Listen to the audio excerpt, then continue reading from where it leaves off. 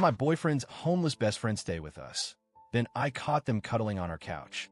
24F. Never thought I'd be writing a post like this, but I'm really struggling and need some neutral opinions. I'm being told I'm heartless, controlling, and dramatic, and I honestly can't tell anymore if I've lost perspective. So here's what happened. I've been dating Chris, 26M, for 3 years. We've lived together for just over 1 year. He's always been pretty reliable and calm, and we rarely had serious arguments until recently. I thought we had a solid relationship. We cooked together, split bills, talked about getting a pet soon, even discussed engagement within next year. Chris has a best friend from childhood named Maya, 25F. He's known her since they were kids, and she's been a fixture in his life forever. I met her a few times in the early stages of our relationship. She's bubbly, outgoing, and very touchy-feely. They have inside jokes. She's always texting him, and she does this thing where she touches his arm when she laughs. It made me uncomfortable, but I chalked it up to my own insecurities. I wanted to be the cool girlfriend who doesn't freak out over female friends. About a month ago, Maya's boyfriend broke up with her, and she was apparently left without a place to stay. Her lease was ending, and she was emotionally devastated. Chris asked if she could stay with us for a few days while she figured things out. I wasn't thrilled, but I agreed. It felt wrong to say no when she was clearly struggling. That was 4 weeks ago. She moved in like it was her new home. She took over our living room, started cooking meals, sometimes without asking, and wore Chris's clothes like it was nothing. She'd plop herself next to him on the couch, legs touching, arms casually draped over the cushions behind him. It felt too intimate. I tried to speak to Chris gently, said I was feeling like our space wasn't ours anymore. He said I was being unfair and that Maya was just comfortable because she'd known him forever. Then the breaking point happened. I came home early one day because of a migraine. I walked into the apartment hoping for quiet and darkness. Instead, I saw Chris and Maya on the couch. She was resting her head on his shoulder, and he was playing with her hair as they watched his favorite show. My stomach dropped.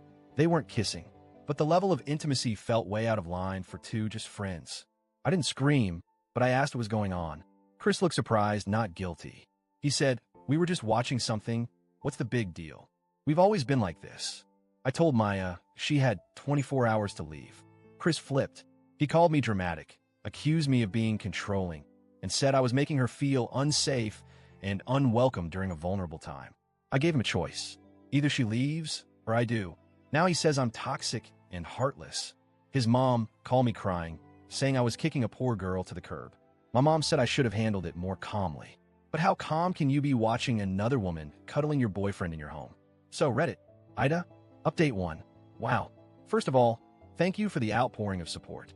I didn't expect the post to blow up, but I've read every single comment, message, and private DM.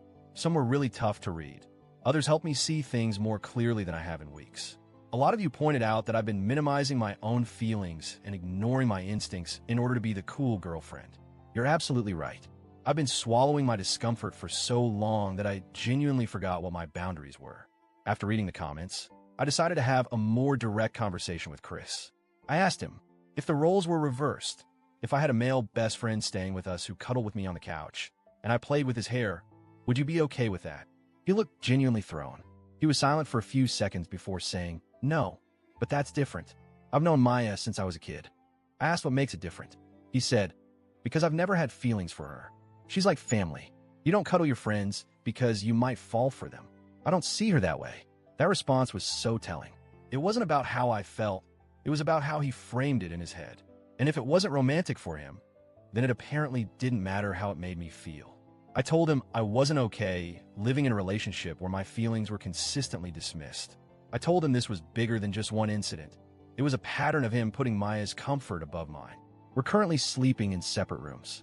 He says he needs space to think. I told him he can take all the space he wants, but if he doesn't come to the table with a real plan to rebuild trust, this is done. Update 2. So, Chris made his choice. After a few days of avoidance, he came to me and said, I've thought about it, and I don't think I can change my friendship with Maya just to make you feel better. It wouldn't be fair to her.